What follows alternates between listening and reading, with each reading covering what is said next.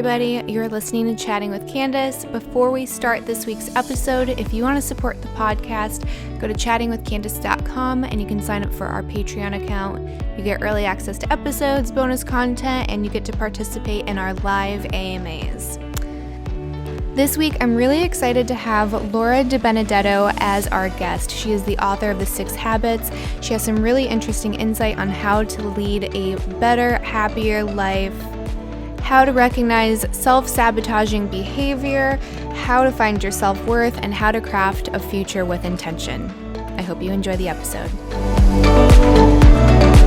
All right, so for this week's episode, we have Laura DiBenedetto. Can you say your last name? Because I feel like I'm going to butcher it, and I hate doing that to guests.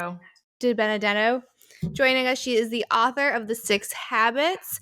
If you want to just give our listeners a little overview and what you do and how you got to writing The 6 Habits. Sure. So I am an entrepreneur. I am a rebel. I am a rule breaker. And I am also the most stubborn human that has probably ever existed. So I started a company at 19 years old and I ran it for 19 years. I retired at 37. The big dream is to retire really early in life and, I'll be set up. Except, when you get there, you figure you're supposed to be happy. I wasn't. I was really just burnt out, depressed, and feeling like I failed and still achieving, not enough. And it's really a shame to think that when you retire at 37, you could possibly even think that you've done something that's not enough. But that's how I was feeling. And a lot of executives and a lot of self-made people feel that way. So I was cripplingly depressed. I wanted to do something about it. So I started doing loads of research to figure out how to make myself feel better. Worked really well. And here we are. Skip ahead. Ta-da! There's a book, 90-Day Program, that changes lives dramatically. So I'm pretty damn excited. Yeah, so I really loved The 6 Habits, and I guess to go over them really quick in bullet points, they were kindness, acceptance, gratitude, presence, goodness, and intention. And I read that and I was like, those are all such fundamental points that everyone could benefit from focusing on and working on. I also really liked that you had a very strong emphasis on noticing self-destructive behaviors and putting a lot of accountability to the individual, where I feel a lot of people are kind of stuck in this lens of looking externally and finding things wrong on the outside, or who did something wrong to them, or what happened in the past, and that's why they are where they are. And you're no, that, shift your perspective, work on yourself, and then kind of everything will unfold, right? You're saying it really well. You want a job?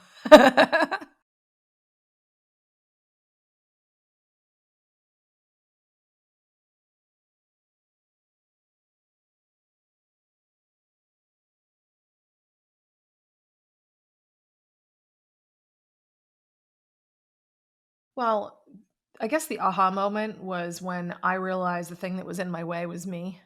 I was like, oh, damn it. It's just oh, this again. And I don't know if you ever heard this saying, but it's everywhere I go, there I am. Uh-huh. Yeah, I was like, damn it, it's still me. Oh, why can't I pass the buck? No, I can't pass the buck. I can't get mad at anybody else. I can't externalize this. And no matter how many nice things I buy, no matter how many extra payments I make on my mortgage, no matter how big my house is, it's not gonna fix the stuff that's inside. I need to actually just do the damn work and work on me. And I think the big realization was when, I started to go through the whole death of identity when I retired, because I was a CEO. I was important. I was, the person, the buck stops with me. And then I went to being the CEO of the dishes and the dust bunnies. And I was like, right. So who am I exactly? I used to matter. And it was just this whole thing where I was having a really hard time with it. So I started doing research into what actually makes the happiest people happy. And why are the happiest people consistently happy? And why do they continue to show up with loads of energy? And why is it these people seem to be superhuman? What is it about them? So I started doing lots of research to identify correlations and figure out commonalities and look for patterns. And I was able to discover a lot of the patterns that are there are really just habit. That's it. And then I started looking at my own, and I was like, oh, well, my habits actually built this me. Maybe I need new ones. So then I can be that me, because that me looks a lot happier. So that was really the thing. So, what advice would you so I feel like the what I'm seeing here is a lot of like finding a purpose, like purpose being really important to happiness.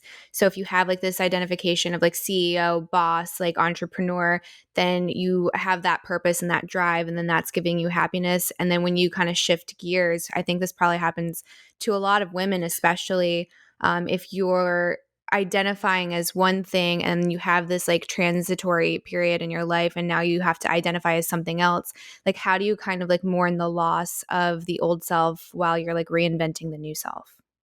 That's a great question. I want to answer this in two parts. One, you do need to mourn the loss of the identity, but part two, you need to separate your role from your identity.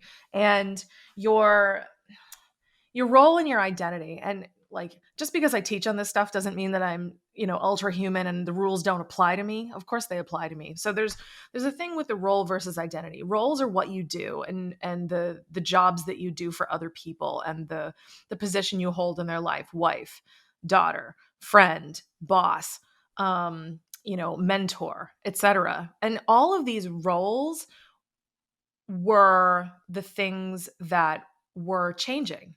And I didn't like that, because even though I teach on it, I still had some nuggets of connection that shouldn't be there, of role and identity. And our identity are the things that describe us: kind, thoughtful, creative, adventurous, et cetera, all of our attributes. And my identity is my attributes. Your identity is your attributes, and so on. And when we get caught up in combining and merging those two things, that's where we get really upset. So, being the human being that I am, I was merging the two, even though I talk about disconnecting it. And by and large, I'd done a great job disconnecting it while I was busy living in the roles. But when I started to leave the roles of CEO, of mentor, of leader, of decision maker, of all of these things, it was like, oh, what is the impact of all of these roles, and does it actually have an impact on my identity? And it was really kind of difficult mentally, to be honest with you. But the more I spent time just reminding myself of that important distinction between the two and separating them out, it was like, oh, I'm still me. I'm still a leader. I'm still me. I'm still the adventurer. I'm still the intrepid, fearless one. I just don't have to do that particular role anymore. And I turns out I'm happy doing those things. And I'm also happy doing other things. Can I change my life, in a different way? I entertained a different business idea, but it gave me a lot of freedom to just kind of get creative and like go off script and be like, okay, well, this is the need. This is the thing I'm mourning, is the role. Why did the role matter to me so much? And then what can I do with that? Oh, I mean, a lot of all of this self work is really just self inquiry and just asking crappy questions and just sitting with the uncomfortable silence when you don't know the answer, or getting to the answer and being like, ugh, I don't like that. And then doing something about it. Yeah, and I think that's the important part too, is like not to be discouraged if you are like finding things that you don't like about yourself, or like maybe habits that you have, is that you can like fix these so that like you do have the power and the control, and that you shouldn't like be embarrassed or shameful or like avoidant of these negative traits, because it's just kind of like a little indicator of this is some places that I can improve. Yeah, exactly. I mean, I think that there's always a desire for us to finally have made it. I don't have to deal with these issues anymore. I don't have to question myself anymore. I don't have to deal with these mere mortal things anymore. I finally get to rise above. Yeah, then there's life. And then we're still human, and things like a coronavirus show up, and society being locked down, and people retiring, and this and that, and families being what they are, and we get challenged. And when we work on ourselves, the goal is not to be free of these things, but to be able to move through them with ease and I guess comfort. Like, the entrepreneur kind of like flag, if you will, is get comfortable being uncomfortable, because that's really entrepreneurship. It's like, oh, you don't know how to run podcasting software? Looks like you're learning that this week. Oh, you don't know how to have an uncomfortable conversation with your employees? Looks like you're learning that this week. Like, uncomfortable is, it's really a state of mind. And once we start to embrace it and realize, you know what, I've actually got tools and skills for this. Actually, I'm pretty resilient. I can sit with this feeling and I can explore it. And it doesn't mean anything about me if I don't know the answer, if I don't like the answer. It just means I don't know the answer and I don't like the answer. And that's okay. Mhm. And I find that usually the most successful people or the people that grow the most are the ones that like had like this very intense feeling of discomfort and then like leaned into it and then overcame it, and then they have like this different relationship when it comes to discomfort. So I find like people that really like are ahead of the pack are the ones that aren't necessarily like averse to discomfort. Would you agree? Fully. Mhm. Fully agree. I mean, discomfort is just part of the thing, and that's where growth comes from. Like, if you don't want to grow and you want to just stay the same person that you are, that got you to where you are in life, then by all means, don't grow. You won't be very happy, but don't grow. I mean, the growth and the ability to do new stuff, take on new challenges, conquer things that scare us, and when we do, ultimately discover like how exciting and awesome it is on the other side of that big scary thing, that requires growth. So if you want to do something scary like I did, which, was not the retirement, actually, it was moving 5,000 miles away from my parents.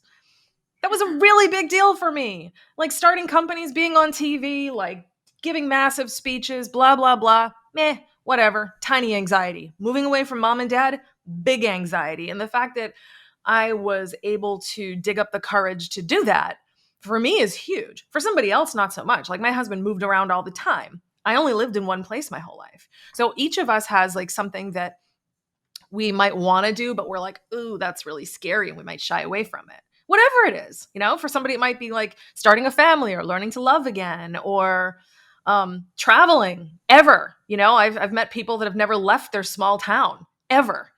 Farthest they've ever gone is like an hour away from home. They're like, oh, that's a big city. That's really scary. But they dream of like places abroad. We all have our fears, and no matter what they are, when we actually do the icky, uncomfortable stuff and just we're like, no, this is going to be a little uncomfortable, but boy, look at that awesome stuff waiting for me on the other side. You know, that's the exciting stuff. Yeah, I totally agree. Another point that you brought up when I was skimming through your book, which I thought was really important, especially in a world today where we're like so glued to like social media and we get to like see other lifestyles maybe that we don't have ourselves, is like to stop comparing yourself to others. And I was once told that comparing yourself to someone else or being envious of someone else was having like the lack of like visionary for like your own future and like your own abundance. So I guess like why did you feel like that was such an important thing to draw attention to? Well, I think it's important because a lot of people do it. There's also a lot of people out there who regard themselves as influencers. Hmm. Small part of me wants to like laugh and snicker. Teehee, really? What are you influencing? um, I think there's a lot of people out there that do a couple things. One, a lot of the people in the influencer community, they have a huge pit that is empty within, and they're seeking extraordinary volumes of external validation because they're not internally validating themselves and they're not giving themselves what they need. To me, that's not successful. That's not my hero, someone that really needs tons and tons of validation. The real heroes are the people actually that you're not seeing every day, the people that are busy just living their lives joyfully and being really comfy in who they are. And that is not what you're seeing. And that's, it's a false narrative. Like, I'm sure you've heard this at least once or twice. The news is loaded with inconsistent and a bit of misinformation, and nobody knows what to believe anymore. But we take social media as truth. We don't question that as much. We'll look at someone, they're taking selfies at the Taj Mahal and this and that. Oh my God, they're living the best life, blah, blah, blah. Are they really? Are they running from something? Are they sad? You're not seeing the whole picture. And when you're looking at these things, you're still trying to externalize your own happiness and you're still trying to project someone else's values on yourself. If you can actually do the work to master the habits, which are all about a relationship with you, you won't need that external validation because you'll realize that you have an unlimited spring of incredible love, worthiness, joy, and completion inside of you. You won't need that stuff. And I'd say that's probably one of the biggest changes I've noticed, like how little use I have for social media now.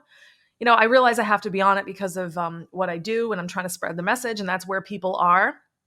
Bit of an Achilles heel for me, but I don't like it because I'm seeing lots of people being lied to. There's like all these little glib statements about how I should be living my life and what I should be thinking and this and that versus, you know what? You're great. Don't compare yourself to me. You're wonderful the way you are. You do you. There's not enough of that. So I don't want to participate and I don't want to see other people get sucked in. Social media is a toy and it should be regarded as such. Yeah, I think it's really important to be like conscious of like what you are exposing yourself to and like how often. So I think it's important to like constantly be like reevaluating like who you follow and like what is showing up on your timeline just because it is so easy to get trapped into like the oh well I wish I had that car or I wish I had that body or that house, whatever it is. Like it's just very easy to automatically just start comparing rather than like having like that lens of gratitude and saying, well, no, I have like all of this abundance in my life too. So just because what their experience is different doesn't take away from like what I have. So I think yeah, just being aware of what you're exposing yourself to So you is were in the super important. goodness chapter when you were reviewing all of this stuff, and goodness has as much to do with the news and social media as it does with toxic energy and how we tend to invite or allow toxic energy in our lives. And well, that's not working out so well.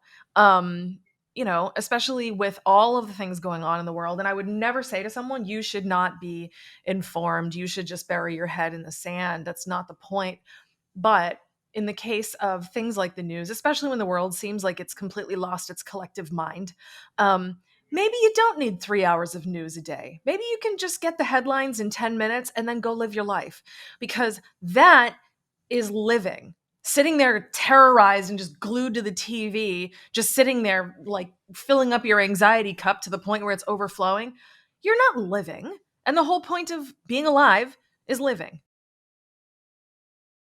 Yeah, I liked you bringing up the point of being protective of your energy. I think a lot of people maybe get like they have like an overwhelming feeling of guilt or like that they like have to they owe somebody their time or their space or their peace if you will, especially if it's someone close to you like a family member or a really long time friend. So I guess what would be a couple of tips for I guess recognizing like a toxic relationship and like how to kind of create distance, like a I guess like a safe boundary, if you will, without having to like totally cut somebody off. Sure. Yeah, I think we all have I do believe in humans. Despite so many reasons not to. I do believe in humans and I believe that people really are good at their core even if they're deeply hurt and very very messed up from things that have hurt them. I firmly believe that hurt people, right? And I think when we can employ all of the habits to really just fortify ourselves, there's not going to be as much of a temptation to really tolerate certain kinds of behavior or continue to um, invite it in. I think that when we change our relationship with ourselves by becoming masters of self kindness and self acceptance and looking at life through a gratitude lens, et cetera, I think a lot of that actually naturally breeds that, oh, I don't treat me that way anymore, but you still do. This doesn't work for me. So when you work on you, your ability to identify automatically just kind of shows up. But in certain circumstances, like perhaps if you have like a toxic narcissist in your life, which, happens, they'll never admit that they're a narcissist because that's one of the classic symptoms of it. Um, you know, it doesn't mean you have to get rid of this person. Um, but it does mean that you need to safeguard yourself, and you need to be willing to walk away when things get uncomfortable. Like, not walk away permanently, but sometimes it's, this conversation is not working for me. I love you and I'll talk to you tomorrow, or I don't like it when you speak to me that way. You're really hurting my feelings. Oh, well, I don't care what you were just. This isn't working for me. I love you. I'll talk to you tomorrow. So just like clearly outlining like those boundaries. Yeah, and just be really clear about it. There's part of the goodness chapter that actually talks really specifically about boundaries with toxic people, and how to do that. There are actually a number of invitations throughout the book, where you can go online and get lots of free exercises that will help you to actually do all these things. Begin the journey of mastery with, something like boundaries. There's a whole worksheet on that you can actually practice and develop the muscle to figure out, like, who is actually toxic in my life. And, identification, because the first step to fixing a problem is identifying it and admitting you have it. So there's a lot of that in there, and there's a lot of a lot of invitation for us to really just do some deep thinking.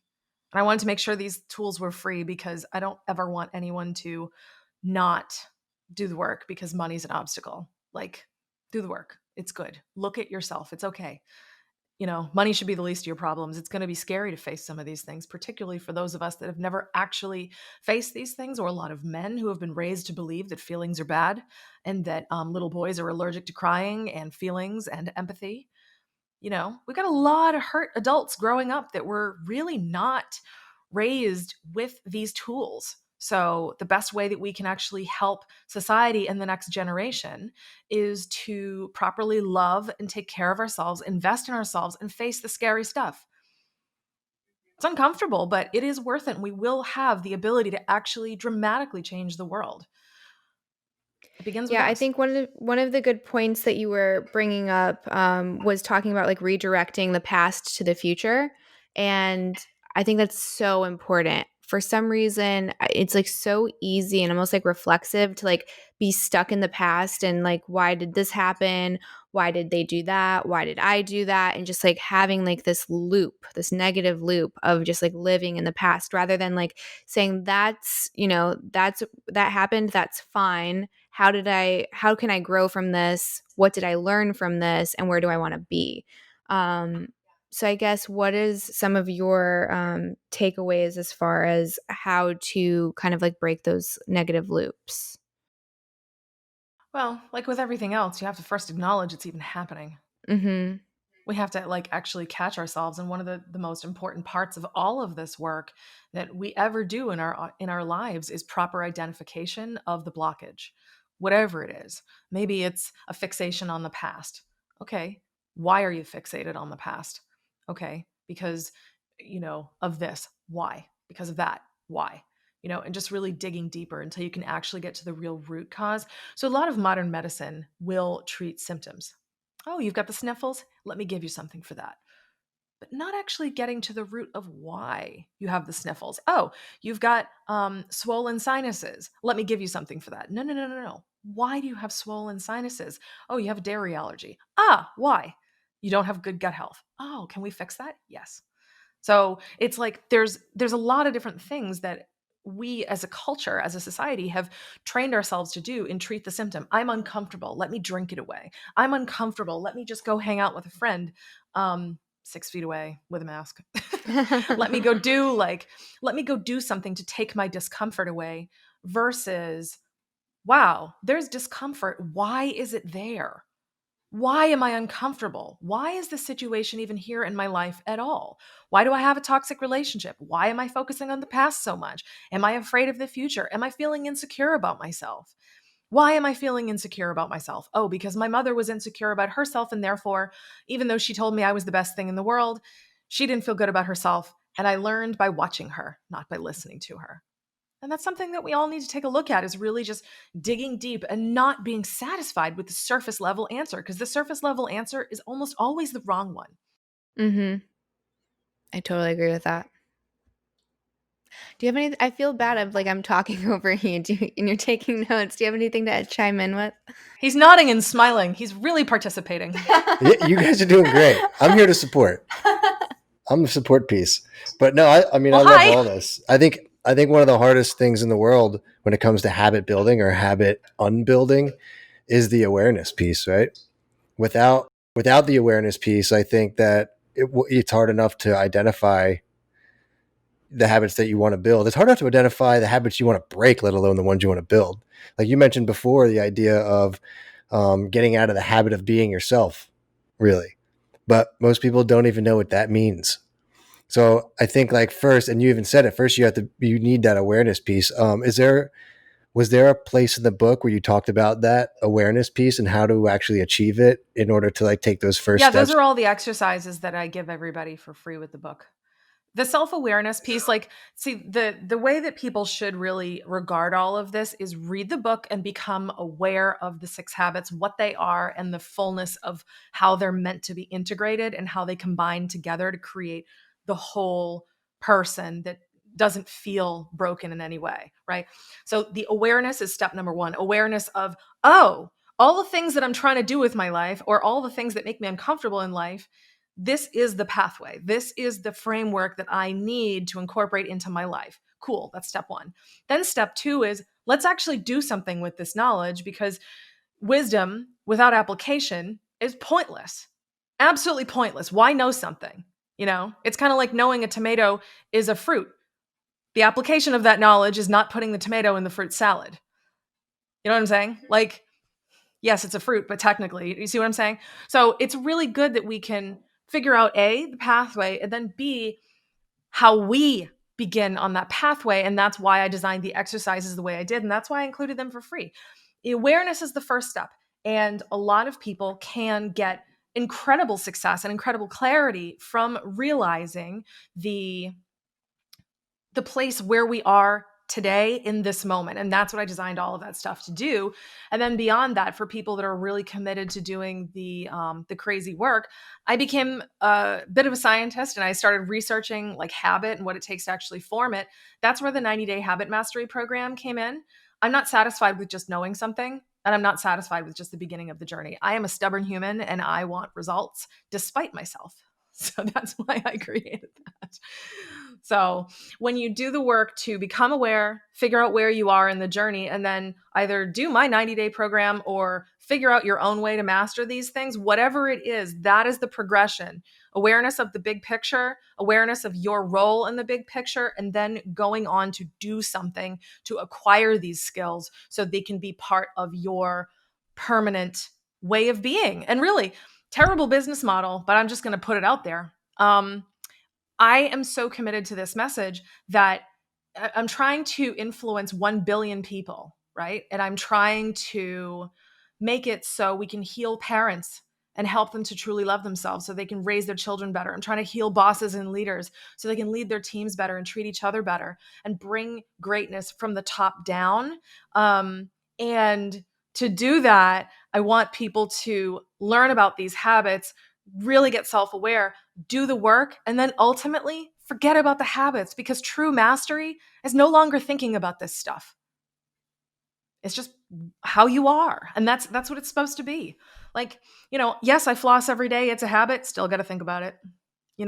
Kindness, I don't think about it anymore. Like, that's the goal. The only time I think about the six habit stuff is when I'm working on the business side of things and trying to spread the message to reach these 1 billion people and get people to have this moment of, oh, life doesn't have to be this hard. No, it doesn't.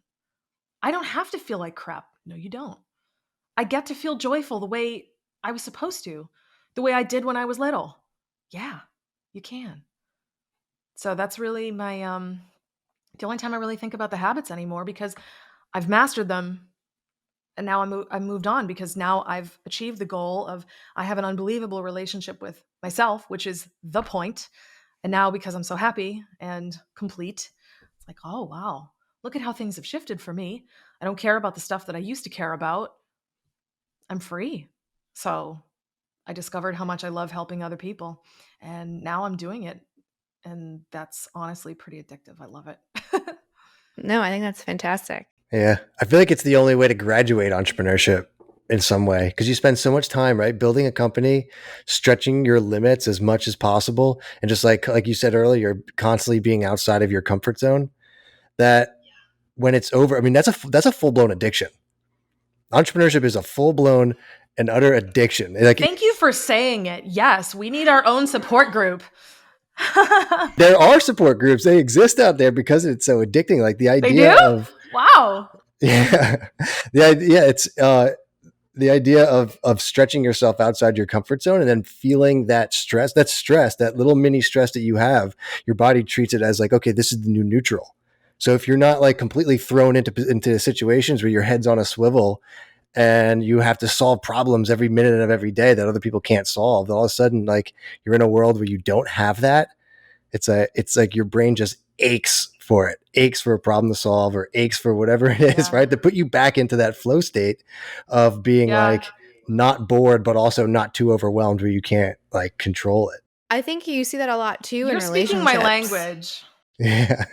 Yeah. I've been there I'm with you. Well, the funny thing is, like, I retired from my first company at 37. I was like, cool, I'm going to ride off into the sunset on my horse. Yeah, right. I'm an entrepreneur. I love business. I love solving problems. Like, that's why the whole Six Habits was born, because I was like, well, I feel like crap. I'm going to solve this problem, and I'm going to solve it the first time correctly. Period. I'm done. Here we are. So now it's like, how do I reach 1 billion people? That's a tall order. Okay. Challenge accepted. Especially because I'm just one person in like a sea of literally billions of people. How can I make this message matter? And admittedly, with me not being a fan of social media and practicing what I preach, it's a bit more complicated because I need to reach people in different methods, while still honoring the truth of what I'm putting out there. I can't be incongruous with what I'm trying to put out there and use the very tools that I'm telling people to perhaps take some space from. Yeah. I think luckily that there are a lot of people pushing good missions out there and a lot of people influencing people to think about having a mission and doing great work. And that kind of helps like shift the social media realm a little bit towards like more positive. Unfortunately, not everyone's following all the good stuff, Right. right? Mm-hmm. No, it's not. I was even talking to a PR company about like helping me to um, push the book and do all these wonderful things. But that's when the world erupted in things just really getting really crazy. And I just had to put the brakes on it. I was like, people want to hear about bad news right now in a way that I can't even compete with. So I have to kind of go in through the back door and find the people that are really craving change, versus going broadcast right now, because there's just no value. Like, I would put so much money and time and effort into trying to get a message out there that people, by and large, are not ready to hear. People need to be in enough pain before they're willing to actually do something about it. I mean, you've heard this before. Like, the pain of staying still must outweigh the pain of change. And for some people, they're not there. And with the news and the election and the violence and the this and the that, it's like, oh wow, this message is so much more important than perhaps it even was 6 months ago. And my ability to reach people is diminished dramatically. So I'm so grateful that you invited me to talk with you, because this is an important message. I think more people need it. No, I couldn't agree more. And I wish that it didn't take people feeling like such an immense amount of pain before like they woke up. I constantly see so many people asleep. And I mean, I don't take my own advice. I could definitely be a lot more strict when it comes to like the media that I'm intaking. But it's just so hard because it's like a drug. It's like once you are like in Twitter, you're like there for the rest of the day, and all of a sudden you're like, oh my gosh, like an hour just went by, and I've done nothing except for see like negativity after negativity after negativity, and for some reason it took like you just see so many people addicted to the pain for some reason. And I just wish there was like another way that you could help, that you could wake someone else up. But unfortunately, like that awareness piece, like they have to like initiate the change by recognizing that That's there needs true, to but a be lot one. of it is sometimes just shining the light on the truth, you know? So I know you skimmed the book, but if you carefully read the goodness chapter, you'll see a lot in there. And I'm, by the way, I'm the CEO of a marketing company. So I retired. I did not divest myself from the firm. So as a marketer, to tell you that the reason why the news and Twitter and Instagram and whatever sucks you in is it's designed that way. It's dopamine hit after dopamine hit after dopamine hit, and it's a constant habit loop. And it's designed that way because that's how marketers sell stuff. That's how the media sells you stuff. The news is no longer information that is objective. The news is infotainment. It is delivered to give you dopamine and keep you coming back. You're basically the rat in the cage, constantly pressing the lever for another cocaine hit. We're no different. And it's important to realize this. You are the product. Twitter is not the product. And if you think about this from the advertiser perspective, this is what my company does. I'm constantly trying to help my clients get to these people just like you because you're the product. I'm the product, right? And the only way that people can do that and actually reach the product, the human, is to constantly give them a reason to come back. So it's an endless news feed. You notice that? You can never get to the bottom. You can hit refresh, boom, new stuff, boom, new stuff, boom, new stuff, dopamine, dopamine, dopamine. And it's just this cyclical thing that is actually eroding your well being from the inside. It's destroying people's will to live. And I'm not actually overstating that. It sounds dramatic, but that's actually the case. People are no longer interested in living. They're interested in survival because the media keeps people in fear. No, I couldn't agree more, and I wish like more people were that passionate when it came to it, and I think that there needs to be like some kind of restriction, like an age restriction, because even me as like an adult, like I have an issue with like having a time limit and again like censoring what I'm exposing myself to. I can't imagine someone that's like a minor, right? It's a It's dangerous place to awful. It's be. awful. Well, especially now that kids are forced to be home all the time, they don't get to do things like go out and play with their friends. I mean, listen, I think I'm older than you, and I remember growing up with making mud pies when I was a kid and making my little oven out of like rocks in the stone wall. And I don't know that kids are getting that because they have all these glowing rectangles, TVs and iPads and this and that, and now they have to do even more with like at home learning with and their parents are fatigued and there's just so much going on. And half the time the easiest way for parents to actually parent and still provide money for the household is to give the kids a digital babysitter, which means more negative, more negative, more negative. And you can't blame the parents for this. It's not their fault. They're stuck between a rock and a hard place. What do? Not feed the family? What do? There are no easy answers. There aren't any. And it's not even safe for kids to go play with each other anymore. I think there Like we is. need better answers. Yeah, I think that there. I mean, we're living in such an interesting time because there's that, but it's also balanced with like when we were growing up, we were never taught how to understand like this software. Like if our brain is the hardware and everything that we experience and everything we learned is the software that got put in there, we were never taught habit structure. We were never taught neuroscience. This is all the last like decade that this stuff is actually becoming like Yeah, popular. totally. I wasn't taught it any more than you.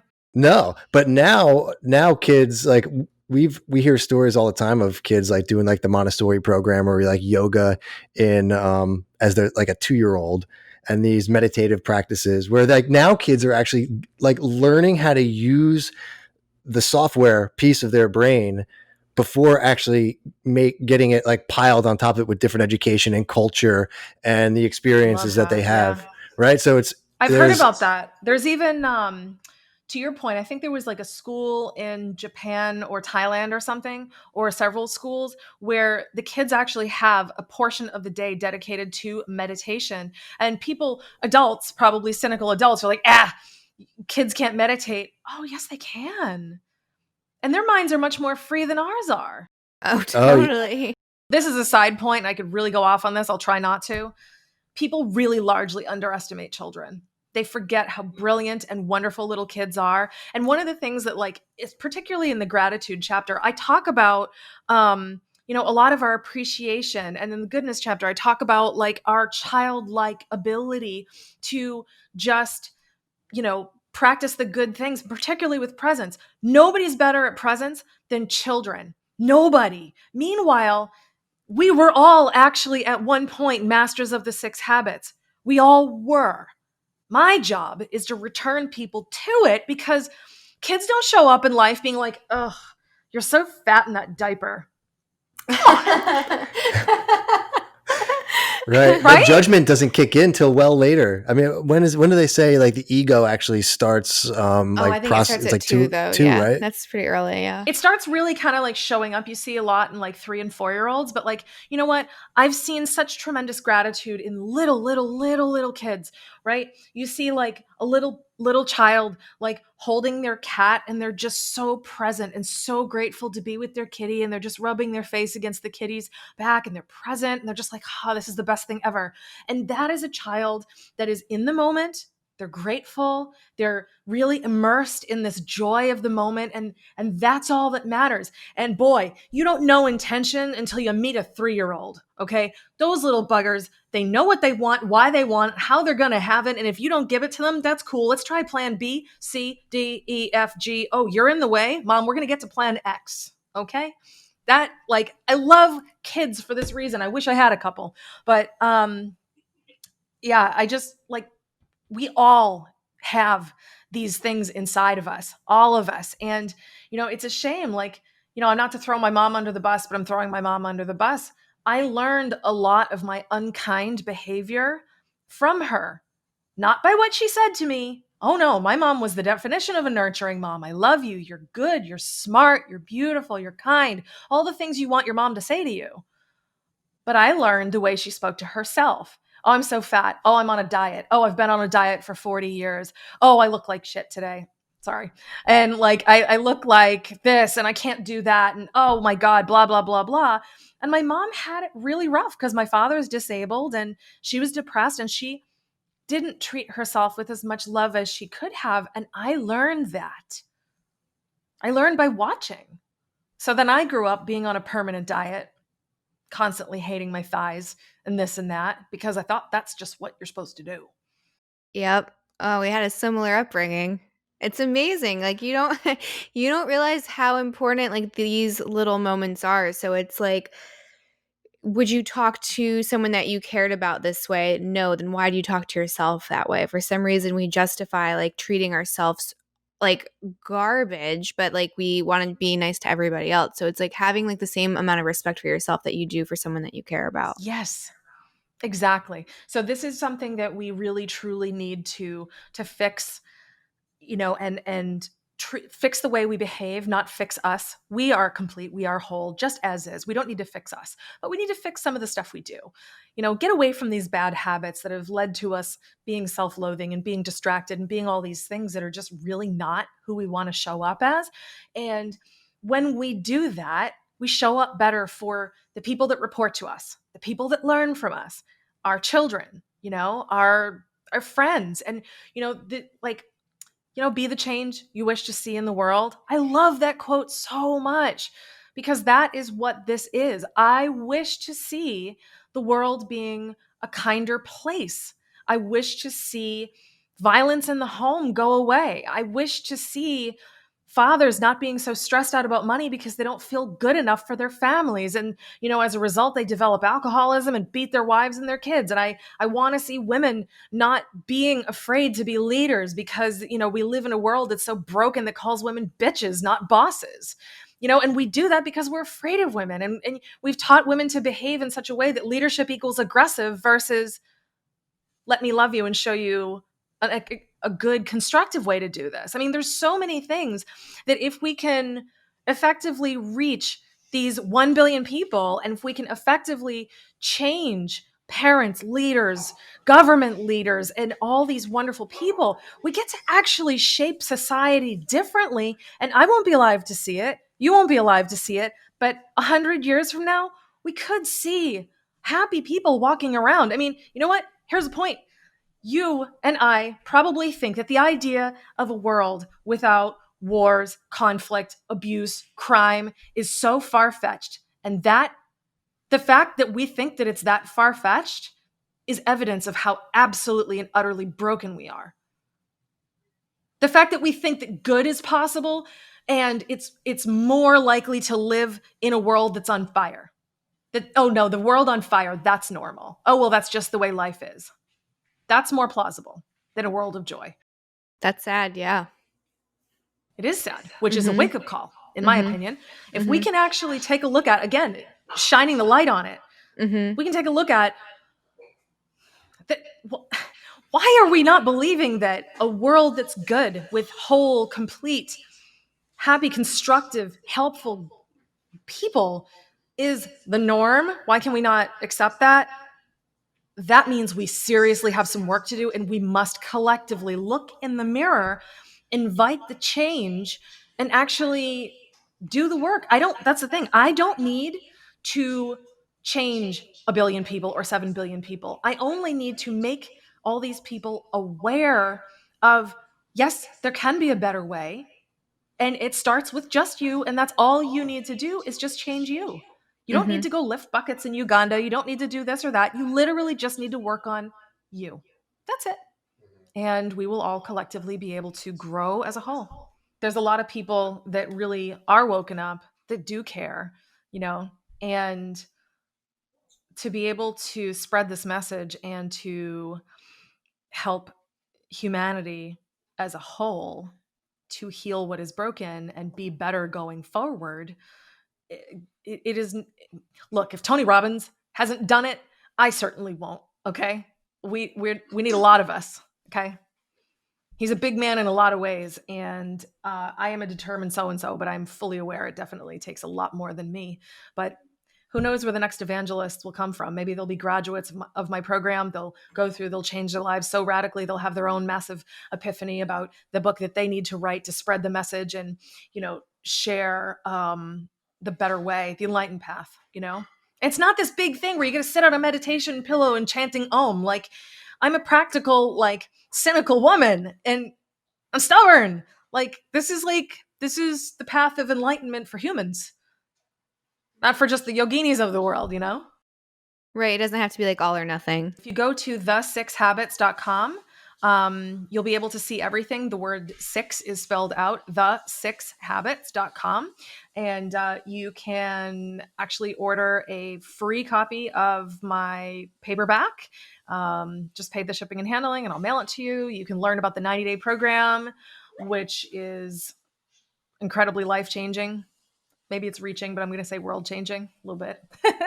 And that's all available through that platform. You can even find out about the TED Talk that I've got coming up. Whenever the world is open again for public events, I'll be giving my talk, and I'm super excited about that. Yeah, congratulations. That's awesome. I don't even feel comfortable planning next month.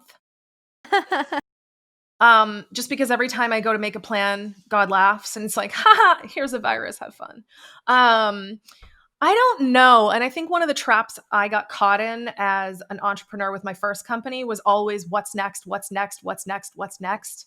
I don't want to stay in that loop. I would say I'm excited to do the TED Talk. It's really just going to be more of the same and really focusing on practicing what I preach and living my own good life in my best possible way.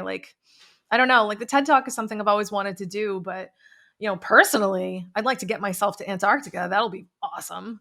I can't wait to go. I was going to go for my 40th, but the world is closed for business, and my passport's basically as useful as a coaster right now. So, yeah, that would be magical. That's on my list too. Yeah, I've seen some of the tours that they do up there. It looks out of this world. It's a dream. It's going to happen. It's on my vision board. Just don't know when. Well, thank you so much for joining us. I think that what you're doing is awesome. It could help a ton of people. So I hope that you reach that 1 billion people, and your TED Talk. Thank you for helping me do it. Of course, yeah. And then I hope that you just crush your TED Talk and you get to go to Antarctica and all that good stuff. Thank you so much for letting me chat with you guys and inviting me to talk about this message and being excited about the 6 habits. It has been wonderful. Yes, thank you so much, and enjoy the rest of your day. That's it for this week's episode. I hope you enjoyed it. If you have the time, please rate and review, and you can always hit subscribe to stay up to date with our latest episodes. I hope to have you back.